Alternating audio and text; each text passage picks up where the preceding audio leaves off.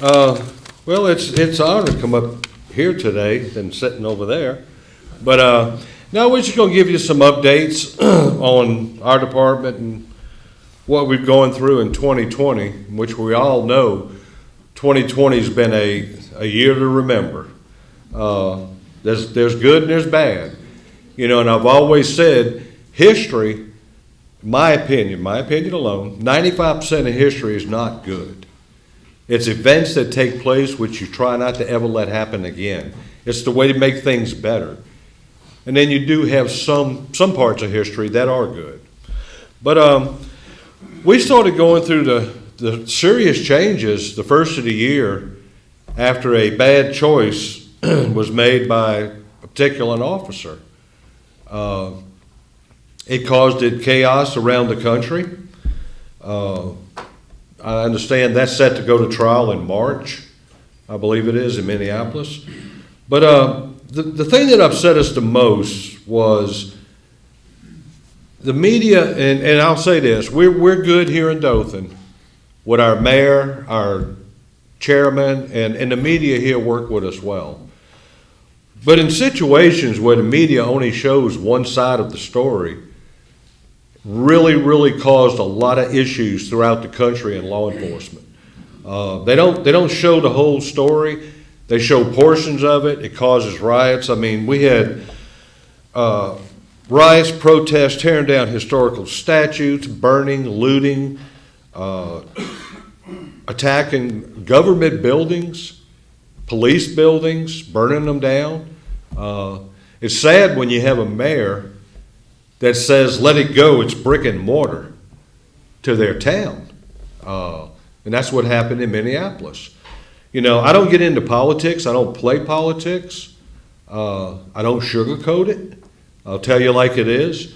I did not know at that time, and we're really lucky here in Dothan, I'm telling you, that a mayor had that much power over a police department where they're ordered to stand down when chaos was just wrecking the city. I mean, y'all seen it on TV. Lots of innocent people were hurt and killed. This stories they should have been covering was places like Chicago. Chicago averages 90 to 120 people shot a weekend. Every weekend in Chicago. But you don't see any of this on the main screens. You know, we try to pull things together, and there's good and bad. There's good in law enforcement, and there's bad in law enforcement. We all know that. It's not an easy job. We've actually had a few applicants come in lately, but I'll give you a little history. I was telling Greg up there, Mobile Police Department had 180 applications for a police officer. And y'all remember the Dallas shootings a couple years ago? 3 days after the Dallas shootings, 50 showed up to take the test. Nobody wants to get in law enforcement. It's a good profession. I've started my 42nd year with the department. I've seen a lot of good, I've seen a lot of bad. But, you know, no matter how you look at it, what's going on around the country, up on the front lines, you see the anarchy, you see the left. Antifa, number one. You know, where are they really founded? Where's their so-called roots at? You know, I'd like to know. I mean, right now, they're just causing total chaos around our country. And really, right now, there's no laws to stop them. But yet, you know, you're driving down the street, you and your family, and you see these protesters blocking the roads. And you know if you stop, you know what's going to happen to you and your family. You're going to probably get drug out of the vehicle and hurt or killed. If you drive through them, well, then you had some of the Democratic cities that were charging them. The district attorneys, the governors, you know, they just telling them to stand down and watching everything crumble. I'm going to tell you, back in the late 90s, I took on the Ku Klux Klan down in Cottonwood. I was a lieutenant over criminal investigations in SWAT. And the biggest problem we had back then, what they call 100-milers. They're the outsiders that come in and cause trouble. And that's what's happening in a lot of places in our country today. They're not even from those areas. And you're saying, how can they come in and take over a city and a government building and nothing's done about it?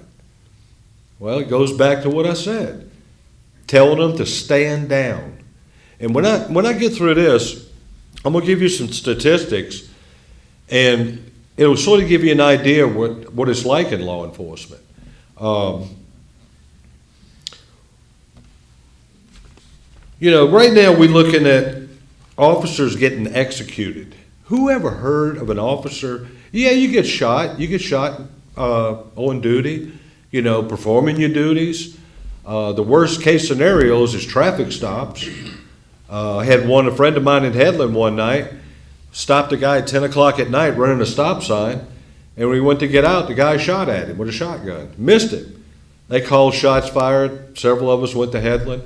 Next stop sign, the guy just washes himself all over the inside of that car. Well, he wondered why. I was just going to stop him for running a stop sign. He had no idea he just killed a man in Ashford and thought he was stopping him for it. And the same thing with Trooper Phillips in Geneva a couple years ago. He was stopping a truck for speed, and he had no idea they just killed a retired game warden in Florida and stole his truck. And they shot him. So you really don't know what you're getting into. But ambush and law enforcement, that's getting pretty open. I remember back in my day growing up in New Orleans, I think of Chief Williams here, Howard Johnson Motel. You can Google it right now. 1973. Mark Essex was a radical left. And they had a fire on the 19th floor to Howard Johnson. And the first one there were the firemen, and they shot him off the ladders. And then a horrific 3-day standoff took place where they wound up killing him later.